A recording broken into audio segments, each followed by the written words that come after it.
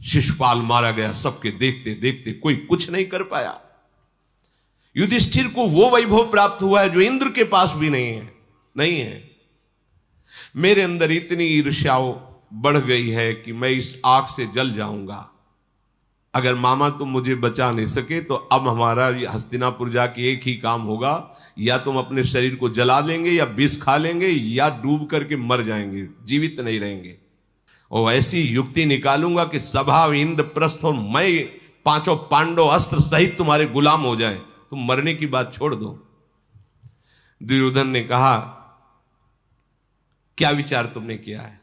शकुनि बोला कि अस्त्र विद्या में तो निपुण है, लेकिन ये अक्ष विद्या में निपुण नहीं, पांसे डालने में निपुण नहीं, और संपूर्ण विश्व में मेरे जैसा सिद्ध हस्त पासे डालने वाला कोई नहीं।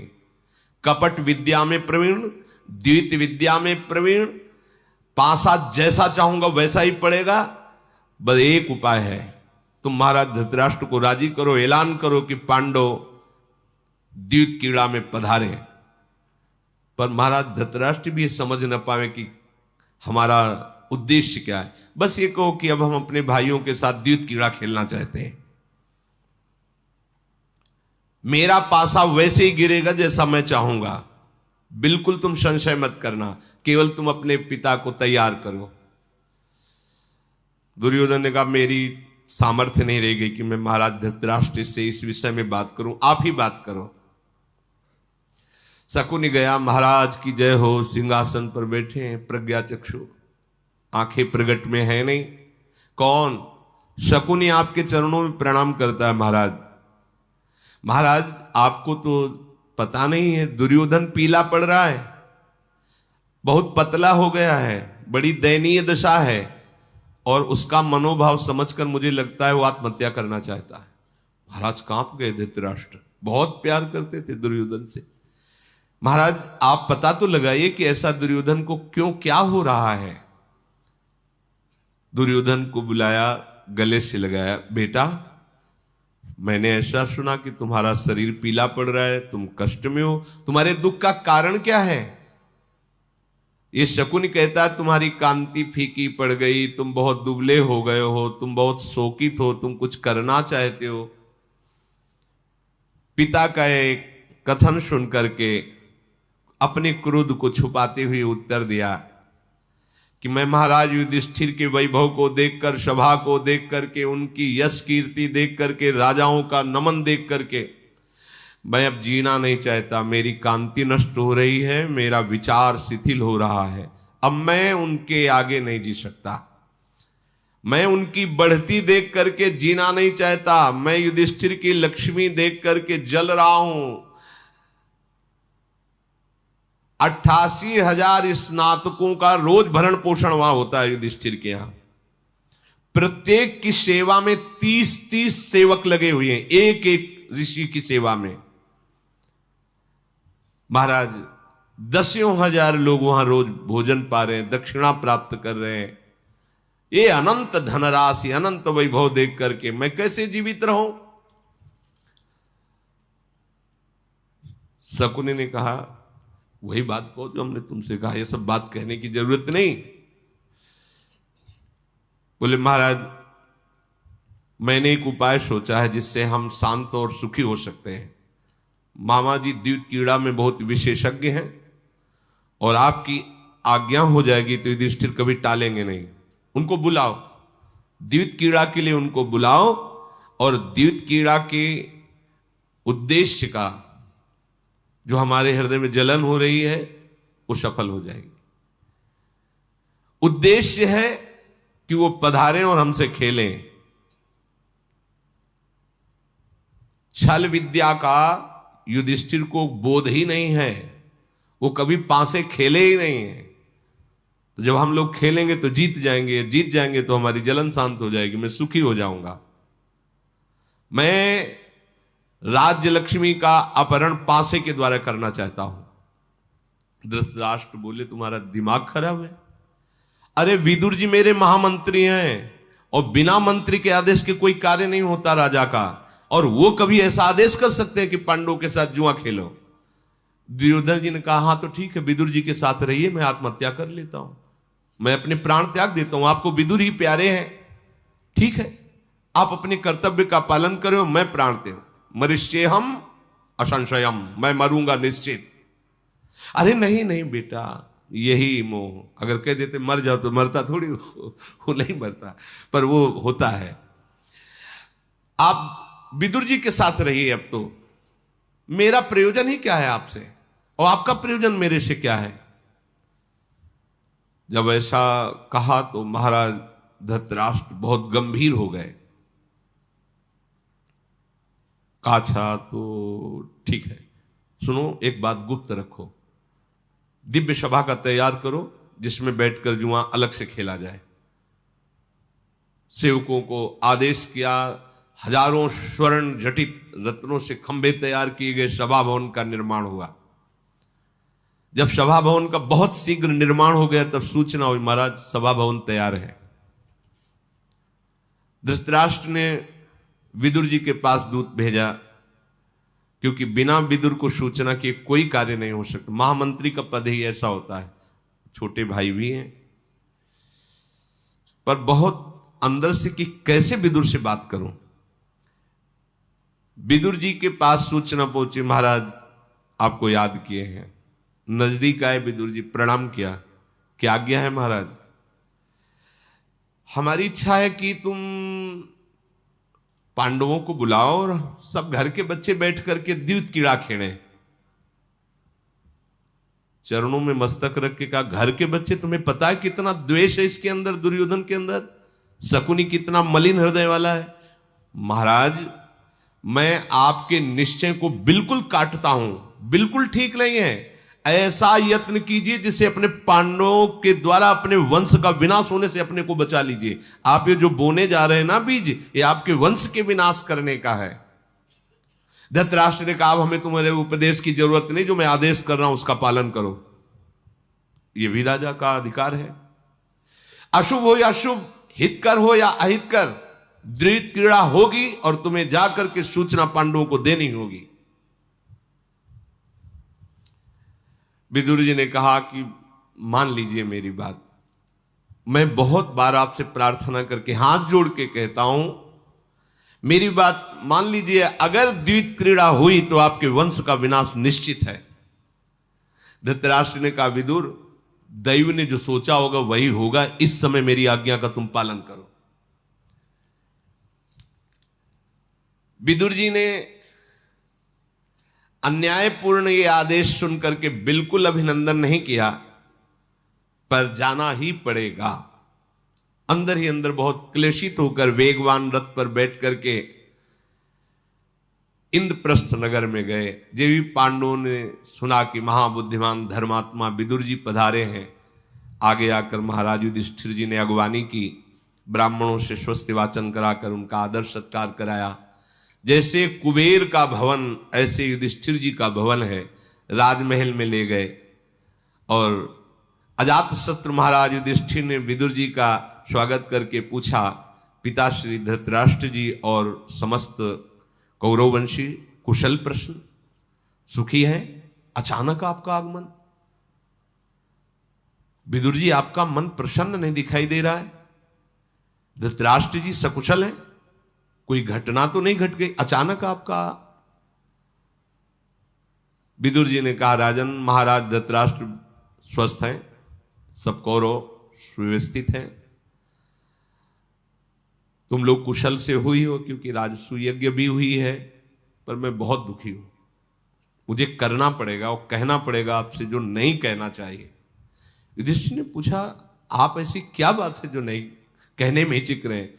बोले, राजा धृतराष्ट्र ने आज्ञा करी है आपके लिए, सभा भवन में आइए और द्वैत क्रीड़ा कीजिए, जुआ खेलिए। युधिष्ठिर ने पूछा, ये जुआ तो बहुत ही निकृष्ट कार्य है, इसमें कपट, छल, लड़ाई झगड़ा, आज तक तुमने कभी खेला ही नहीं इस खेल को, फिर आप क्या ठीक समझते हैं? फिर ऐसी पिताश्री ने क्यों आज्ञा करी? हम तो आपके पुत्र हैं, आप जैसी आज्ञा करेंगे। विदुर जी ने कहा मैंने निषेध किया पर वो नहीं मान रहे, उनकी आज्ञा है।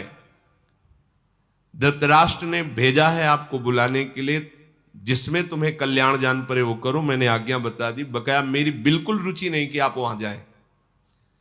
युधिष्ठिर ने कहा विदुर जी वहां कौन है जो मेरे साथ जुआ खेलेगा, क्योंकि इतना ऐश्वर्यवान भी तो होना चाहिए जो मैं धन लगाऊं उसके बराबर धन लगा सके। तो विदुर जी ने कहा गांधाराज शकुनी ये जुए का बहुत बड़ा खिलाड़ी है, सारे पांचे उसके सिद्ध हैं, वो जैसा चाहेगा वैसा पड़ेगा।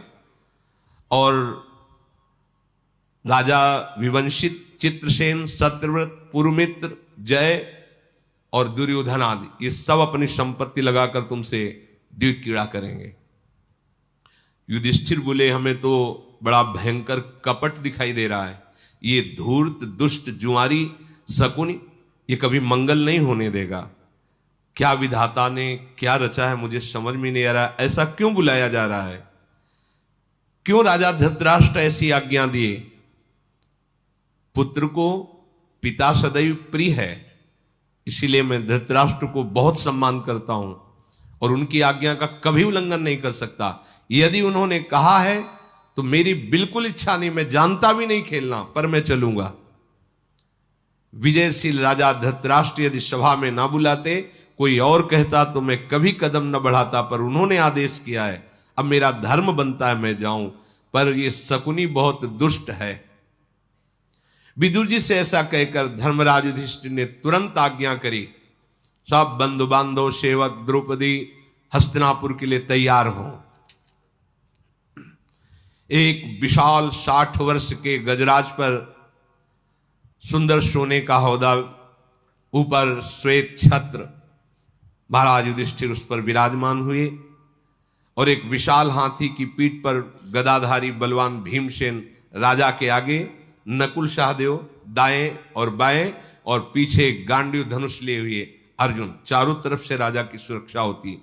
विशाल सेना और श्रेष्ठ पालकियों पर बैठ करके रानियां, राजमाता और सेविकाएं आदि उनको घेरे हुए चल रही है। जिधर देखो जय घोष सुनाई दे रहा है। जे ही हस्तिनापुर के समीप पहुंचे तो वो जय घोष सुनकर धृतराष्ट्र और धृतराष्ट्र के पुत्रों के हृदय में आग लग गई। ऐसा वैभव उनका। महाराज युधिष्ठिर, भीष्म, द्रोण, कर्ण, कृपाचार्य इन सबसे जाके अश्वस्थामा आदि से मिले, प्रणाम वंदना की। पुत्र वधुओं के साथ बैठी हुई पतिव्रता गांधारी देवी को युधिष्ठिर जी ने प्रणाम किया। प्रज्ञाचक्षु राजा धृतराष्ट्र के चरणों में मस्तक रखा जाके धृतराष्ट्र ने गले से लगाया, बहुत अच्छा किया बेटा आ गए। अंदर ही अंदर तो बहुत खुशी हो रहा है, तुम बड़े प्रिय दर्शनी हो। महाराज युधिष्ठिर ऐसे गले लगाया, माथा सूंघा, महाराज क्या आज्ञा है आपकी। आज रात्रि तो तुम विश्राम करो और कल सब तुम परिवार मिलकर के द्यूत क्रीड़ा करो। महाराज बहुत हृदय में क्लेशित हो रहे युधिष्ठिर की, इनकी समझ में नहीं आ रहा।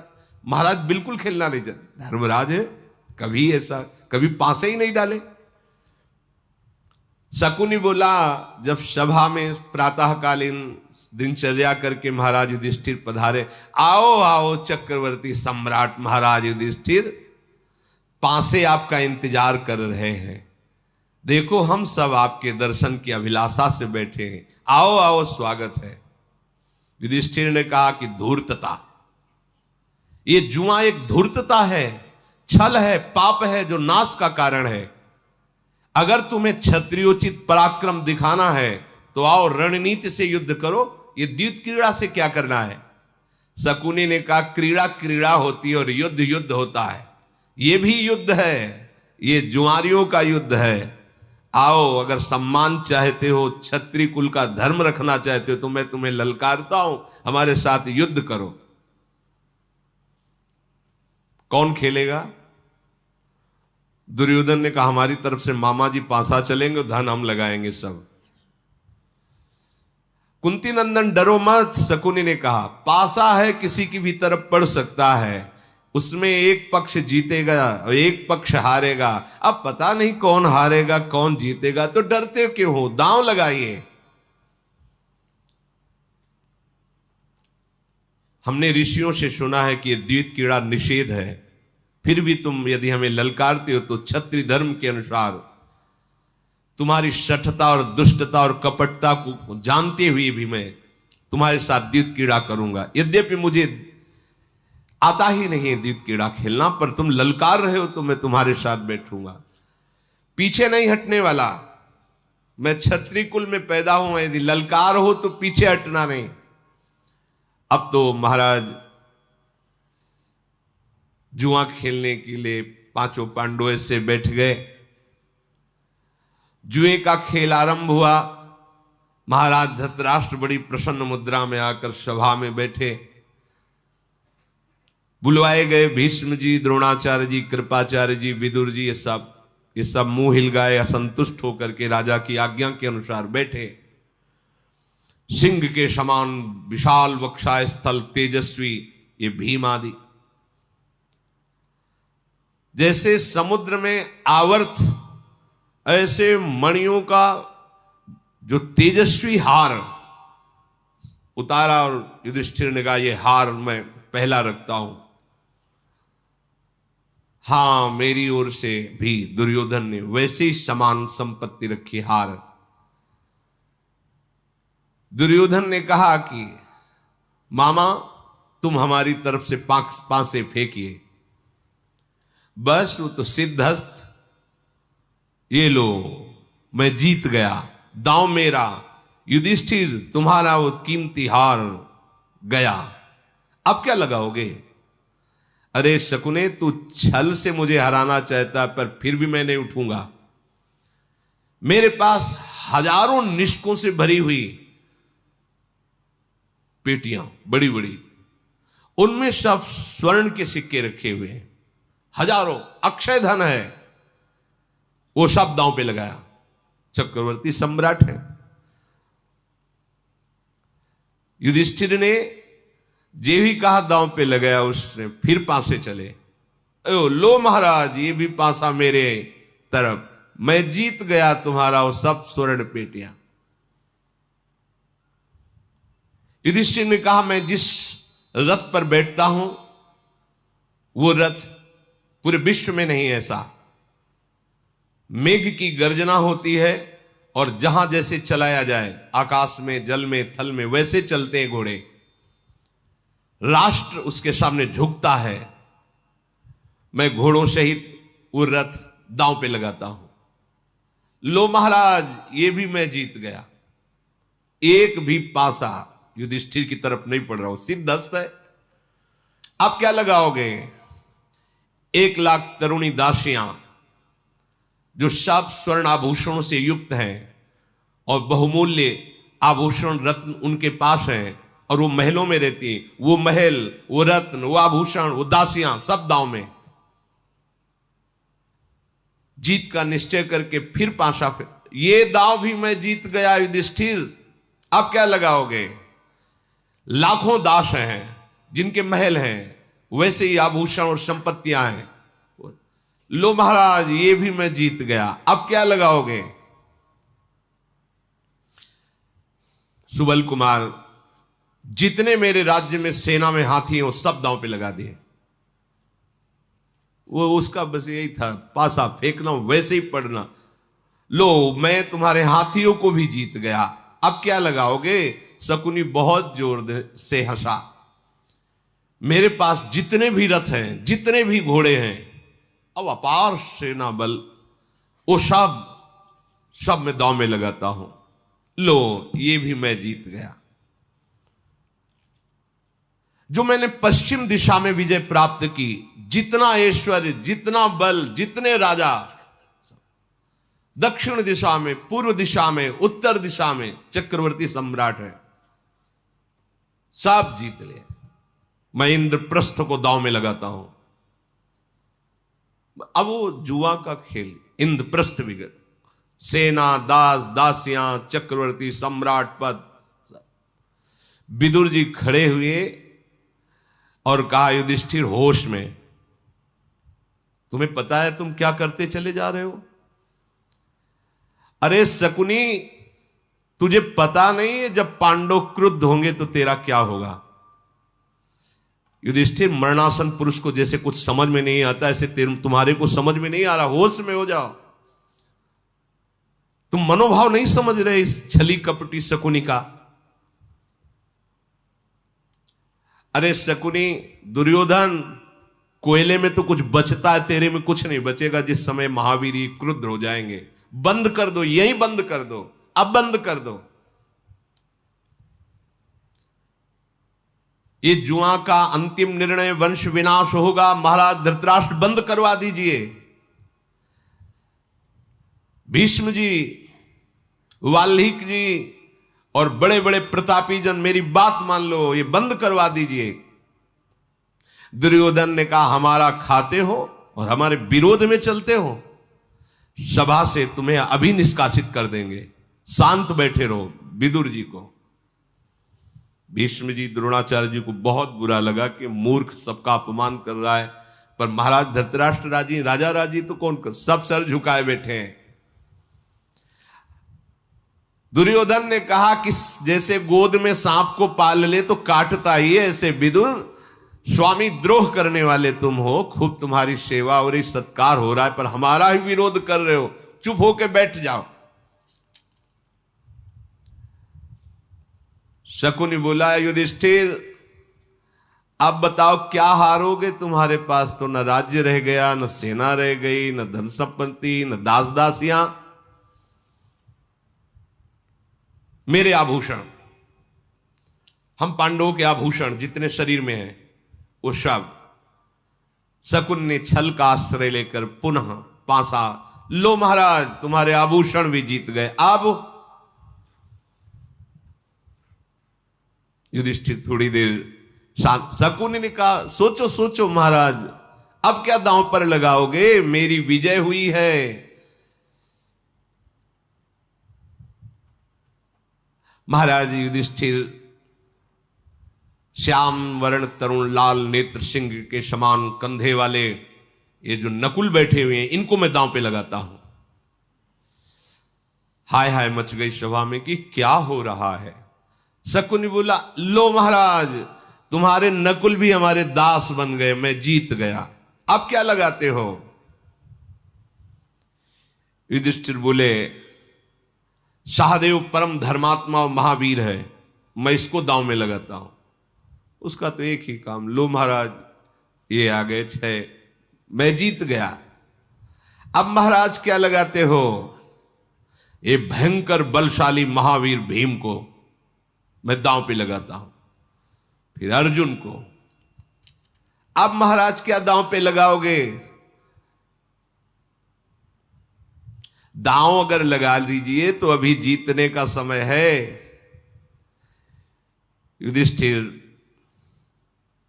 मैं स्वयं अपने को दांव में लगाता हूं। लो महाराज, आप भी हमारे दुर्योधन के गुलाम बन गए, मैं जीत गया। अब क्या दांव में लगाओगे? कहा, बचा ही नहीं कुछ, तो क्या लगाऊं? अरे नहीं महाराज, एक दांव में सब कुछ वापस कर देंगे। अगर द्रौपदी को दांव में लगा दो, अगर जीत गए तो सब वापस हो जाएगा। अच्छा, तो जो देवी की तरह दिव्य हैं, जिनके नील केश हैं, जो घुंघराले हैं, और कोई भी देवता दैत्य मानव ऐसा नहीं है जो देख करके मुग्ध न हो जाए, ऐसी परम पवित्र सर्वांग सुंदरी पांचाल राजकुमारी यज्ञसेनी द्रौपदी को मैं दांव पे रखता हूं। धर्मराज के ऐसा कहने पर भीष्मादि चिल्ला पड़े, धिक्कार है, धिक्कार है। ये क्या? सारी सभा में हाहाकार मच गया। कृपाचार्य, द्रोणाचार्य, भीष्म के पसीना छूट गया। क्या हो रहा है? शकुनी ने कहा, वाह महाराज वाह, अब ये आखिरी दांव है। धृतराष्ट्र मन ही मन प्रसन्न होकर मुस्कुरा रहे हैं, बार बार पूछ रहे हैं, हमारा पक्ष ही जीत रहा है ना संजय? हमारा पक्ष ही जीत रहा है ना? संजय आकृति छुपा करके कि आग लगी हुई, उन्होंने कहा हां महाराज आपका ही पक्ष जीत रहा है। दुशासन कर्ण ये बड़ी अभद्र वाणी बोल रहे हैं, पांचों पांडव सर झुकाए बैठे हैं। शकुनि ने कहा लो महाराज मैंने द्रौपदी को भी जीत लिया। दुर्योधन बोला विदुर जाओ आज्ञा करता हूं, द्रौपदी को सभा में उपस्थित करो और मेरी दासी बना करके रहेगी पूरी सभा में, जिसको अर्जुन जीत के लाए उसे दासी बना के रखूंगा। विदुर जी ने कहा अरे मूर्ख, तेरे जैसे नीच के मुख से दुर्वचन निकल रहा है, यदि तुम महाराज का पुत्र ना होता तो तुझे बता देता। विदुर महाबली कोई साधारण नहीं, लेकिन तुझे संकेत में इतना बता रहा हूं, तो ऐसे ऊंचे स्थान पर लटक गया जिससे कि गिरने के बाद मरना ही मरना है, तो बच नहीं सकता। तू मुझे आदेश कर रहा है, तुझे पता है कि द्रौपदी का स्पर्श करने लायक नहीं, दासी की तो बात जाने दे। जिस समय महाराज युधिष्ठिर अपने को हार चुके हैं तो फिर द्रौपदी के हारने का अधिकार ही नहीं रह गया है, तू कैसी बात करता है।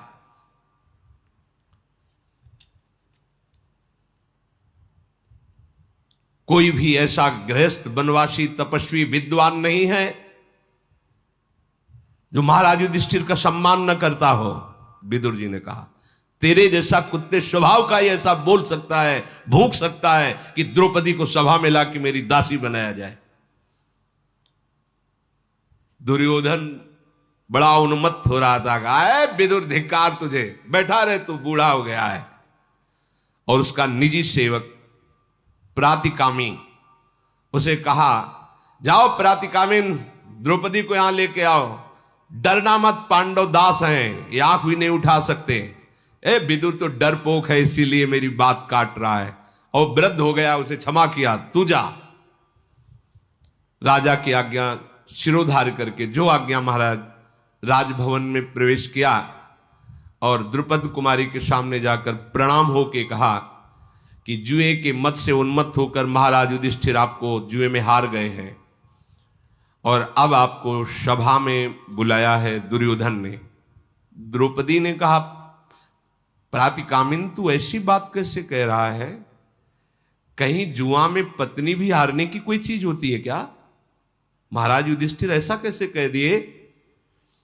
इतना वो पागल हो गए कि उन्होंने मुझे दांव में लगा दिया। प्रातिकामी बोला हां राजकुमारी, जब कोई धन नहीं रह गया तो शकुनि ने ऐसे फंसा लिया कि अगर द्रौपदी दांव में लगा दो तो पूरा धन वापस कर देंगे, पर वो दांव भी शकुनि जीत गया है। द्रौपदी ने कहा कि तुम जाकर के सभा में एक बात पूछो कि महाराज युधिष्ठिर पहले हारे हैं या मुझको पहले हारे हैं। अगर युधिष्ठिर जी पहले हारे हैं तो मेरे हारने का अधिकार ही नहीं उनको है, पूछ के आओ। सूत नंदन मैं जान करके ही आगे कदम बढ़ाऊंगी।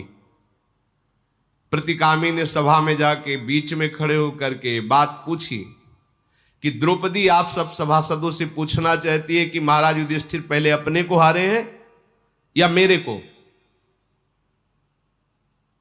युधिष्ठिर अचेत से हो रहे हैं, पांचों पांडव सर झुकाए हुए बैठे।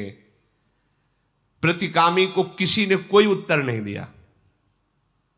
दुर्योधन बोला तू यहां प्रश्न उत्तर करने के लिए मेरी आज्ञा का पालन कर रहा है क्या? जाओ, कोई उत्तर नहीं, ये सब दास हो चुके हैं पांडव, द्रौपदी को लाओ।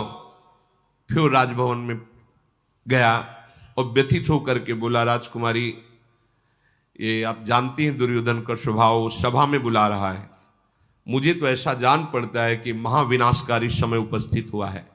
द्रौपदी ने कहा सूत पुत्र देखो, हम राजरानियां सभा में ऐसे नहीं जाती हैं, धर्म का भारी उल्लंघन हो रहा है और इस समय मैं रजस्वला हूं, एक वस्त्र धारण किए हुए हूं, किसी भी तरह सभा में मुझे नहीं जाना चाहिए।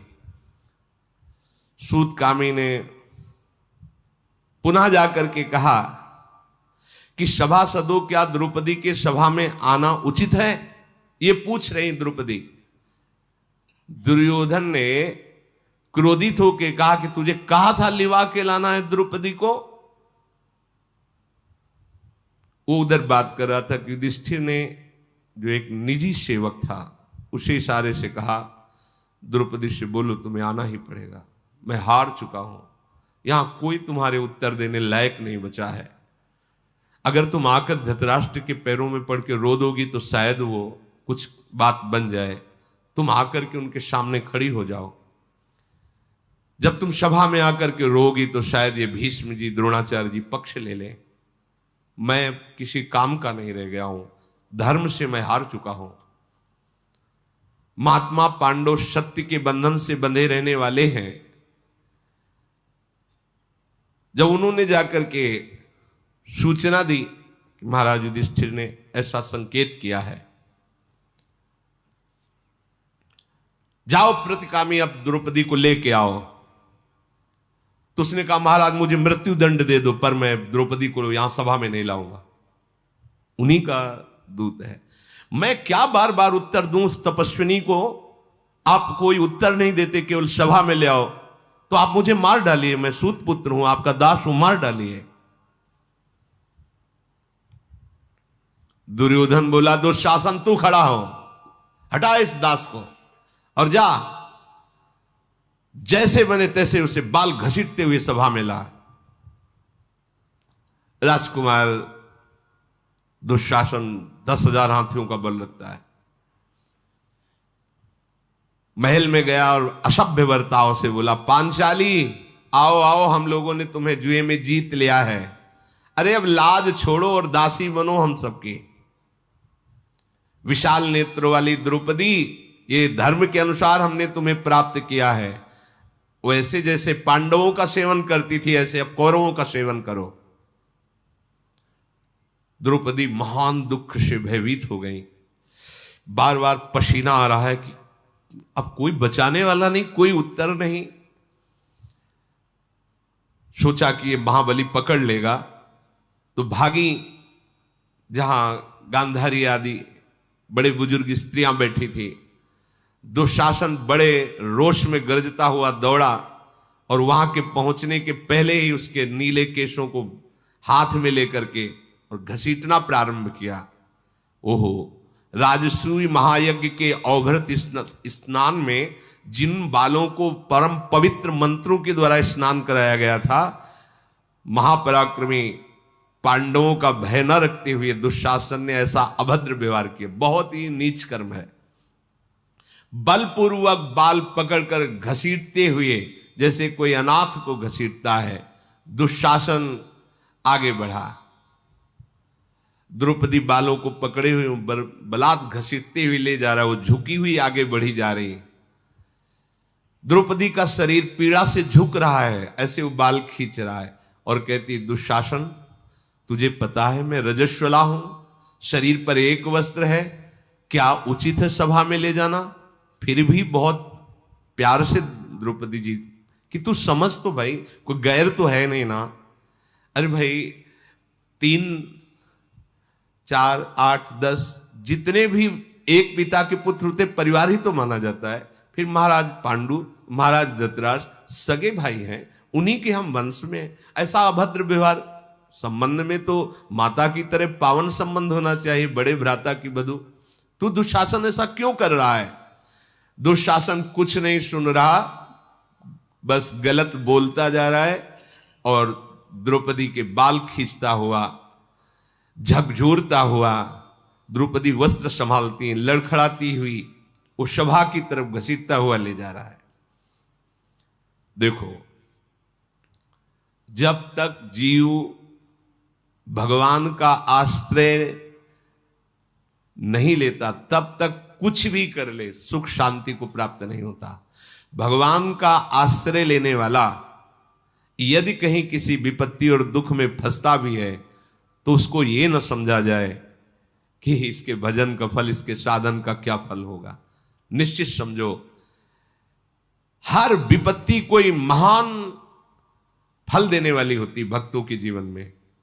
और दुष्टों की जो उन्नति दिखाई देती है, वो जैसा विदुर जी ने कहा, बहुत ऊंचा लटका हुआ जब नीचे गिरेगा तो उसका एक ही है, अंग अंग चूर हो जाएंगे, मर जाएगा। ऐसे ही अगर दुष्ट की उन्नति भी होती दिखाई दे रही है तो ये मत सोचो कि दुष्ट बलवान हो रहा है, उन्नतिशील हो रहा है, देखो इसको कहां दंड मिल रहा है, ऐसा दंड परिणाम में आएगा, सर्वनाश हो जाएगा। इसलिए श्री भगवान का आश्रय लेकर और निरंतर सत धर्म से चलना सीखो।